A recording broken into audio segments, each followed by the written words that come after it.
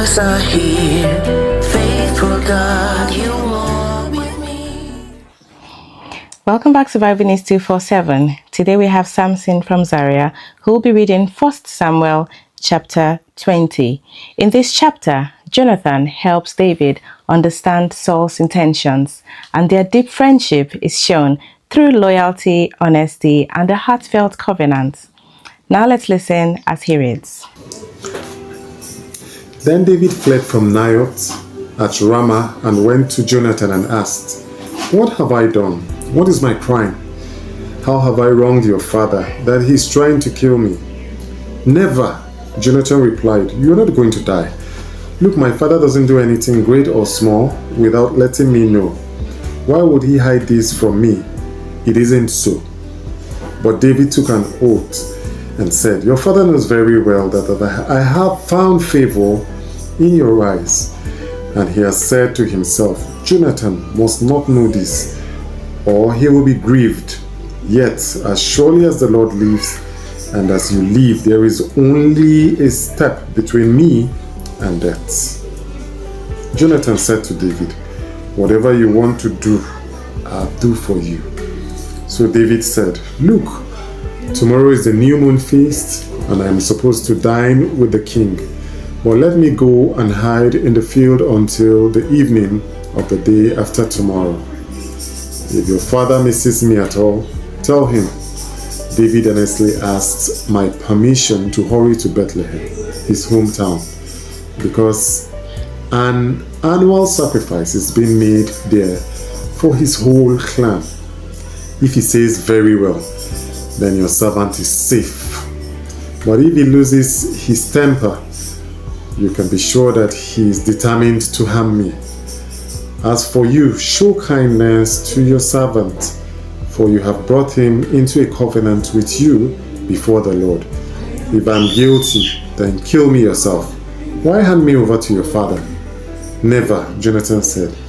"If I had the least inkling that my father was determined to harm you, wouldn't I tell you?" David asked, "Who will tell me if your father answers you harshly?"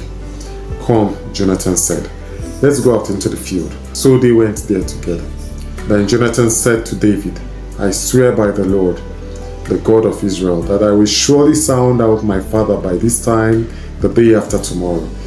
If he is favorably disposed toward you, will I not send you word and let you know? But if my father intends to harm you, may the Lord deal with Jonathan, be it ever so severely, if I do not let you know and send you away in peace. May the Lord be with you as he has been with my father. But show me unfailing kindness, like the Lord's kindness, as long as I live, so that I may not be killed. And do not cut off your kindness from my family, not even when the Lord has cut off every one of David's enemies from the face of the earth." So Jonathan made a covenant with the house of David, saying, "May the Lord call David's enemies to account." And Jonathan had David reaffirm his oath out of love for him, because he loved him as he loved himself. Then Jonathan said to David, "Tomorrow is the new moon feast. You'll be missed, because your seat will be empty.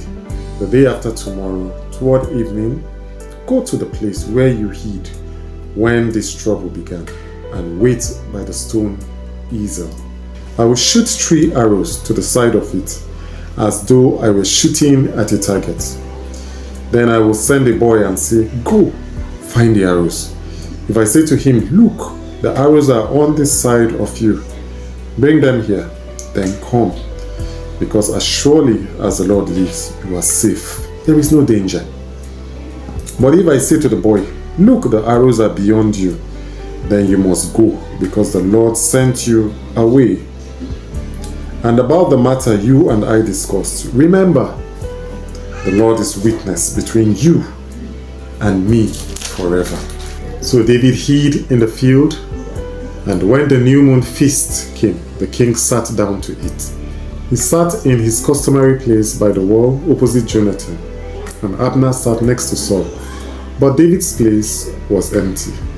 Saul said nothing that day, for he thought something must have happened to David to make him ceremonially unclean. Surely he is unclean. But the next day, the second day of the month, David's place was empty again. Then Saul said to his son Jonathan, "Why hasn't the son of Jesse come to the meal, either yesterday or today?" Jonathan answered, "David earnestly asked me for permission to go to Bethlehem. He said, 'Let me go, because our family is observing a sacrifice in the town, and my brother has ordered me to be there. If I have found favor in your eyes, let me get away to see my brothers.' That is why he is not come to the king's table." Saul's anger flared up at Jonathan, and he said to him, "You son of a perverse and rebellious woman, don't I know that you have sided with the son of Jesse to your own shame and to the shame of the mother who bore you? As long as the son of Jesse lives on this earth, neither you nor your kingdom will be established. Now send someone to bring him to me, for he must die." "Why should he be put to death? What has he done?" Jonathan asked his father.